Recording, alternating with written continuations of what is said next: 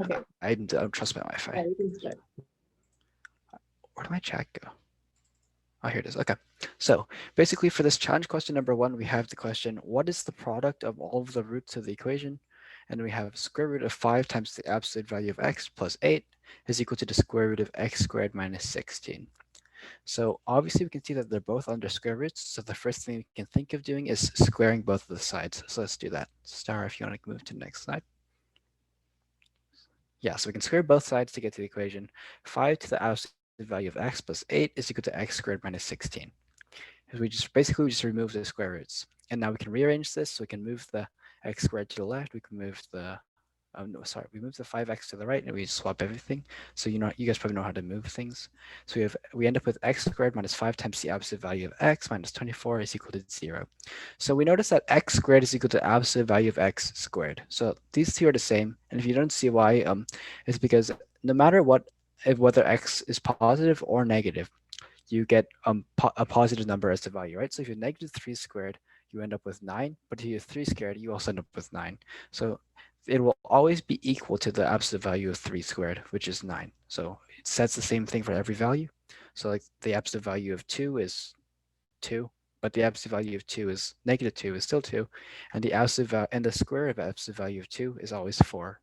It's equal to the value of negative 2 squared, which is 4. So that's pretty easy to understand. So now we can rewrite the equation, and we can write the equation with the absolute value of x squared instead of x squared. So we get absolute value of x squared minus 5 absolute value of x minus 24 is equal to 0. And if you'll notice, this is actually just a quadratic on x. So you guys probably all know what a quadratic is. So we can look to factor this thing. So we can move to the next slide. So we can factor this equation and we actually end up with, so absolute value of x minus 8 times the absolute value of x plus 3, which is equal to 0. So if you guys know how to factor equations at all, we know that absolute value of x here has to be equal to 8 or negative 3. So we can, and since we know that the absolute value of x is always positive, because that's how the absolute value is defined, it can also be non-negative. It's always non-negative, that's more accurate. So the absolute value of x is always non-negative. So the absolute value of x has to be positive 8 here, which means that x is positive negative 8 because the absolute value of negative 8 is also equal to 8. So we here have x is equal to positive or negative 8. So now the question is, we're looking for the product of the roots. And we have our two roots, which are positive and negative 8. So we basically multiply them together to get negative 64. So your answer would be A, which is 64. Nice. So A, negative 64. Not 64, sorry. Negative 64. Sorry. Yep, just read it over. And okay, we'll start again for this question. Do we have to plug x equals positive negative 8 back in the equation to make sure they work? Well, we probably should, Nathan. That is correct. But if you want to go back to the question star, Oh, I mean, yep, I one already sec. plugged them back in. Yeah, go back to that question. So when you're doing the question, you should probably plug it back in. I did it when I was doing the question myself. I'll back. You can back start. Oh, do you want to go to the original? Yeah, the original Yeah. question. So you notice here that since it's square roots, you can't have square roots of a negative number. So you should always be looking to make sure it's uh they work. But before I did the question, I looked at it and I said the left side will always be positive because 5 times the positive absolute value of x is positive and then 8 is positive. You have x squared minus 16 as long as x is over 2, which is positive. So just keep that in the back of your mind while you're doing it. Nathan's right. You should probably go back and look at the original equation, or you can just find the restrictions by yourself at the beginning. Somebody's in the waiting room, Star, so I'm going to go let them in. And once I get back, we're going to do the next question. Okay? All right. So I will just be going to the next question. I'll read it over with you guys in the meantime. So this is kind of long. And since it's math, obviously they use the same letter, like cozy the cat and dashed the dog. That's a very math thing. So I will annotate, hopefully. Okay, so I will just read it. I will not tell you anything. So we have Cozy the cat and Dash the dog. They're going up a staircase with a certain number of steps. So we don't know what the number of steps are. And however, instead of walking up the steps one at a time, both Cozy and Dash, I will call them C and D because I'm lazy. So C and D jump. So C goes 2 steps up with each jump. Though if necessary, he will just jump the last step. So yeah, just don't worry about like I guess the way he goes, like the ends. Okay, we'll explain it later, but just remember he goes 2 steps up with each jump. And we also have D, and D goes 5 steps up with each jump. And then though if necessary, he will just jump the last steps if there are fewer than 5 steps left. Okay, I can just explain that. So like if we have a staircase Good drawing. and we have, I don't know, we have D here, although there's only 2 steps left, he can still jump that because it's like it's less than 5 steps. So it doesn't Yeah, he matter. So if he's under like it's the last step, he's not going to jump 5 steps into the air, right? Like he's just going to walk up the next step. That's basically Yeah, what the question so is like saying. it'll still count as 1 jump. Yeah. And now we have, suppose D takes 19 fewer jumps than C to reach the top of the staircase. And then let S, so let there be a sum that is named S of all the possible numbers of steps the staircase can have. What is the sum of the digits of S? Star, have I not reprimanded you on this before? You can't call them D and C. They're Dash and Cozy. That's their full names. I can't call you S, can I? Before you came, I was like, I will call them C and D because I'm lazy. No, they're Dash and Co. It's not. It's actually the same number of syllables. What is this? Alphonse and Yeah, Betty. Alphonse and Never Beryl. forget. Yeah, never forget the first meeting we had. But if you guys are good with the question, if you understand it, I'm gonna take it up. Yeah, we'll just go over this because we do not have that much time left. Yeah, there's not that much time. Okay, so I've no complaints. We're gonna take it up. So we can move on to the next slide, Star. Okay. So basically, we want to rewrite this question into an equation, and you'll notice that it says, so floor of S over 2 minus 19 is equal to floor of S over 5. No, sorry, ceiling, not floor. So what does this equation mean? So guys, think about this equation for a second and try and figure out what it means. Like, why can we rewrite this question into this equation? So remember, S is the number of steps, and then yeah. So you notice on the left, S over 2. So back to the question, Star. So we have Cozy the cat and Dash the dog. So Cozy goes up 2 steps with each jumps. So basically, we want to count the number of steps, the number of jumps Cozy takes to go up all the steps, which is S, right? So basically, we go S over 2. And why is there a ceiling? So that's the number of jumps he'll take. Why do we have to do a ceiling? Well, because we can't do 2.5 jumps, right?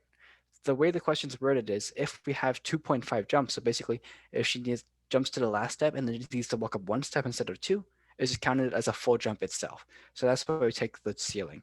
And it's the same thing for with Dash. So Dash goes up 5 steps at a time, not D, Dash. So if Dash goes up 5 steps at a time, we have to count all the number of jumps he takes. And then on his last one, even if it's not 5 full steps, it's still counted as 1 full jump. So he can walk up 1 step and it's still a full jump.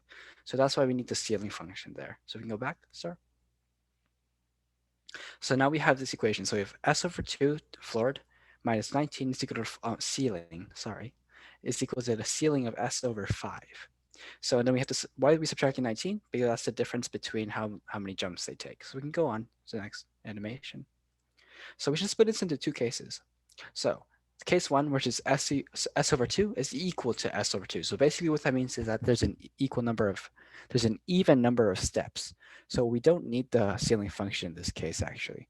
So basically, the number of jumps she takes is actually like the number of steps she goes up is a multiple of 2. That's basically what the question's saying. In the case 2 is the opposite. So it's where the number of steps on the staircase is an odd number. So why do we add the 1 over 2? So what this means is, yeah, Star. So even and odd. So if there's an odd number, so let's say there are 7 steps. So basically, S over 2 is 3.5, right? But because we're taking the ceiling, it's actually the ceiling of 3.5 would actually be 4. So we had to add the 0.5 to the 3.5, or add the 1 over 2, not 1 over half. Add the 1 over 2 to the S over 2. So basically, these are our 2 cases. Yeah. Move on. What is that? Okay. So here we're going to go case at, I don't know how to say this. We're going to go 1 case at a time. So case 1. So S over the ceiling of S over 2 is equal to the S over 2. So an even number of steps. So we have this equation. S over 2 is minus 19 is equal to S over 5 plus J over 5. Now what are we doing for J? J is one of 0, 1, 2, 3, or 4. So what does this right side mean? Basically, again, we have S over 5 will be a number. So let's say S is 7 again. So we'll have S over 5, which will give us 7 over 5, but that's not an integer. And because we're using ceiling, we need an integer. And then we need to add J over 5. Yeah, and then in this case, J is either 0, 1, 2, 3, or 4. Why can't it be 5? Well, because we don't need 5 because we have 0. Because it's all modular. Do you understand, Star? Because we're looking for the ceilings. Yeah. So a little bit of try and error. So basically, we want to sub in J's now. So we can try J to 0. We can try J equals 1. We can try J over 2. J equals 2. J equals 3. J equals 4. And solve for S. Because when we try, we know that there are only these 5 values of J. So there's not actually that many numbers to try. And then we can just solve for S because you have one variable and then one equation. So with a little bit of try and error, I'm not going to do the equations because you guys can all just sub in 0, 1, 2, 3, and 4. We'll get J equals 1 and J equals 4 give us S equals 64 and S equals 66. So why don't any of the other numbers work? Wait.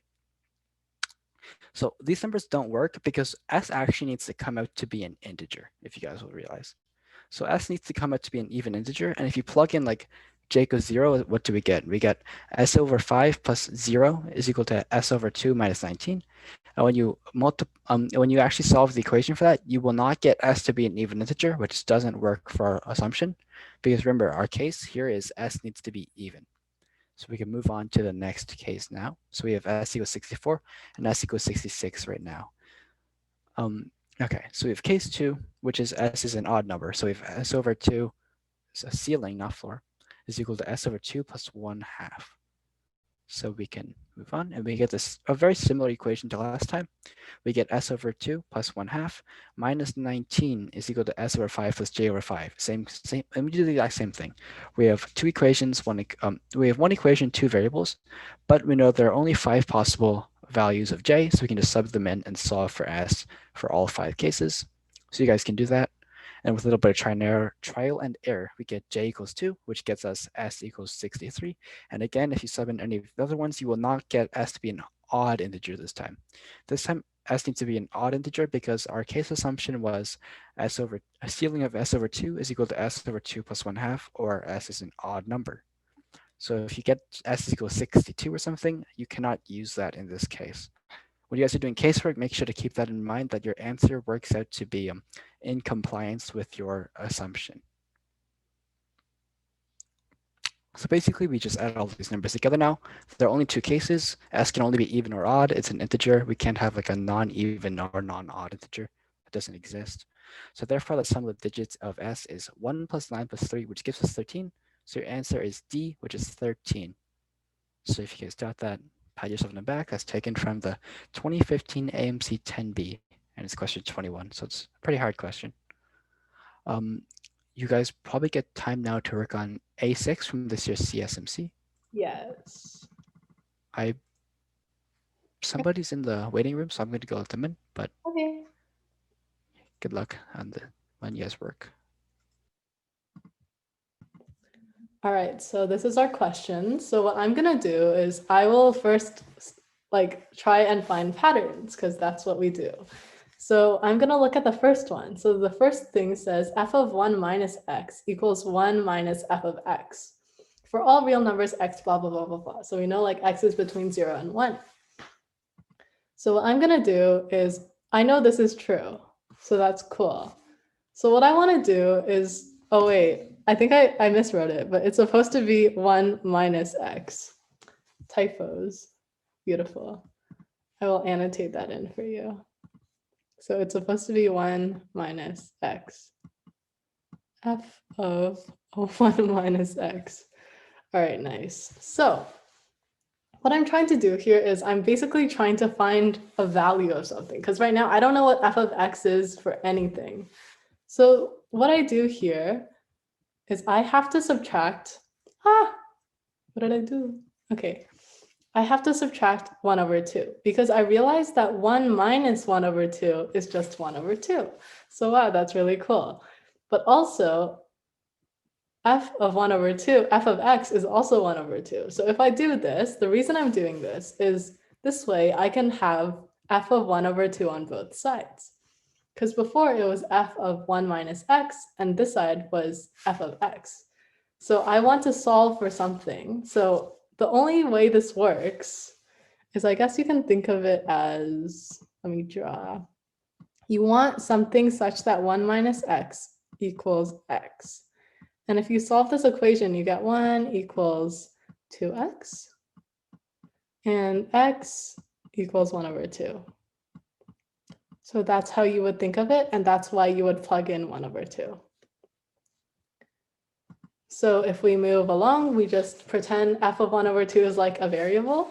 Then we get 2 of f of 1 over 2 is 1. So we know that f of 1 over 2 is 1 over 2. So that's our first value. Very cool. So we keep that in mind as we try and go find more patterns. And now I need to clear my annotations. So now similarly, I guess we want to find, because we found f of 1 over 2, we're like, hey, why not let's find the upper and lower bounds. So I'm like, okay, what if we let x equal 0? And same problem here. This is supposed to be f of 1 minus x. So if we do f of 1 minus 0, we get it equals 1 minus f of 0. And if we keep going, we just substitute these values in and isolate. So we have this very cool equation. So f of 1 plus f of 0 is 1. And we're like, how is that useful? Like, how can that help us? So now we're going to use the second equation. So if we go back, oh geez. If we go back, we can see the second line says f of 1 over 3x equals half of f of x. So we're like, maybe we can use that to help us somehow. So if we go back here, we have this. And now we're going to find what f is if we substitute x equals 0, like we did here. So we're just going to do the same thing. So 1 over 3 times 0 is 0. And f of 0, 0 is just 0 as well. So here we get f of 0 equals half of f of 0. And like, that's obviously not true for a lot of things. If f of 0 is 1, 1 is not equal to 1 over 2. So we know that this is actually only true if f of 0 is 0. And now going back to our other side here, we know that f of 1 plus f of 0 is 1. And if f of 0 is 0, that means f of 1 has to be 1 as well. All right, yeah, okay. And okay, so those are our 2 points. We figured out, first of all, f of 1 over 2 is 1 over 2. And we know f of 0 is 0, f of 1 is 1. So it's kind of like a straight line, but like, is it really a straight line? Maybe, who knows? I guess we'll have to find out. So now we're gonna do a similar thing here. Because in the previous question, we know f of 1 is 1. So maybe here we're like, hey, what happens if we plug x equals 1 into the equation, because we already plugged x equals 0. So if we expand, we get 1 over 3 times 1 is 1 over 3, and f of 1 is just 1, as we knew before. So here we get f of 1 over 3 is 1 over 2. So we have another value now. Wow, that's very cool, but I don't know what I'm going to do with it. So because we know this, we're like, maybe we can find something else. Same mistake here, just pretend this is 1 minus x. So we're like, hey, let's substitute x equals 1 over 3. And yes, this is like a lot of intuition, which is why this is like a pretty challenging question and why it took us so long to get these right. But that's why it is like A6 on CSMC, because you're not supposed to get it. But like, if you work hard enough, or like if you think about it and do a ton of bashing and steps, eventually you'll get some sort of pattern. So if I do the subtraction real quick, I get f of 2 over 3 equals 1 minus f of 1 over 3. And if I isolate to one side, I find out, hey, look, it also equals to 1. So like, if these things, if I just move f of x over to the other side, I get like, if the things inside of the f add to 1, then the answer is also 1. So because I know this from this equation, I can substitute f of 1 over 3 is 1 over 2. Ah, I didn't write this step, but then you also get f of 2 over 3 is 1 over 2 as well. So now we go here. So this is where I'm going to stop at for today, just because we're out of time and I'm not actually allowed to tell you the answer. But we never really used our third bullet point, which said f of a is less than or equal to f of b for all real numbers, such that basically a is less than or equal to b, and they're in between 0 and 1. And because here we have that f of 1/3 is 1 over 2, and f of 2/3 is also 1 over 2, because these are equal, that means everything in between 1 over 3 and 2 over 3 is also 1 over 2. So that's like the key realization. And I'm not sure if that makes sense, but I will go over it briefly. Basically, because we know f of 1 over 3, we know that equals f of 2 over 3. So anything in between this, like let's say I had f of, I don't know, 1 over 2. Actually, we know what 1 over 2 is. Let's say we had like f of 3 over 5, right? So 3 over 5 is in between these two values, these two f's. But because these are equal, that means f of 3 over 5, it has to be greater than or equal to f of 1 over 3, but it also has to be less than or equal to f of 2 over 3. And we can kind of use squeeze theorem, the non-calc version. And if we do that, we also get f of 3 over 5 is 1 over 2. So if you see a number line now, wow, great number line. And we have 1 over 3 here. And we have 2 over 3 here. We have this n is 0, that n is 1. So f of anything in between this, so like 1/3 of this, the answer is just 1/2. And we're trying to find like 6 over 7, which is like somewhere over here. So I wonder how we're going to do that. But we're just going to stop here for today.